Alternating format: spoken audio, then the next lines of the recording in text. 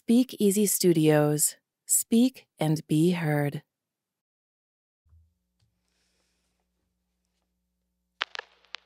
What effect does stress have on your life?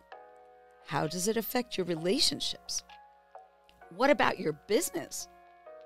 My name is Lynn of It's Why, and my clients call me the identity coach because they discover how to take back control of who they want to be and how they react to stress.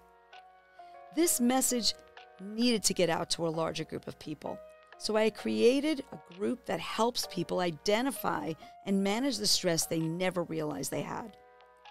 We're going to explore questions that challenge you to find your inner power that got buried so deep within because of that stress, and take back control of the situations that caused that stress in your daily life. A small change can make the biggest difference. You make the difference. Welcome back to this week's episode of IPP Thursday.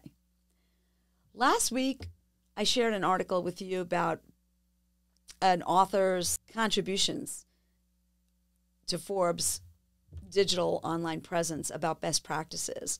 And so we wanted to take the concept of best practices a little bit deeper this week.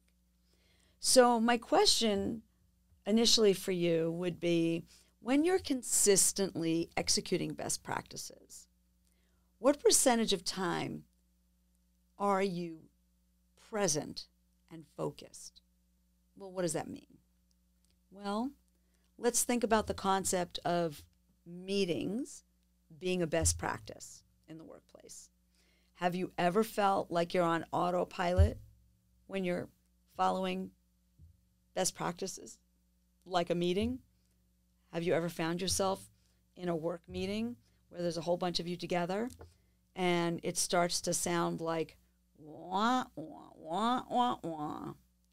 And then you kind of come back to focus and being present, and you're like, oh, I think I just missed something. What was that? And you ask somebody to tell you. That can happen in these meetings because they're not always beneficial, right? At least there are some people that feel that way. If you've ever confronted a best practice with an unconventional idea or suggestion, were you faced with resistance?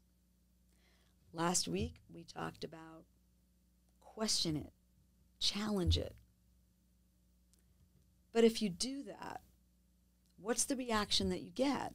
And if you were faced with resistance, how did you handle that? And were you able to implement this unconventional idea? So when you think about how you handled it and what you might have been able to accomplish from that, do you think autonomy gets lost with best practices?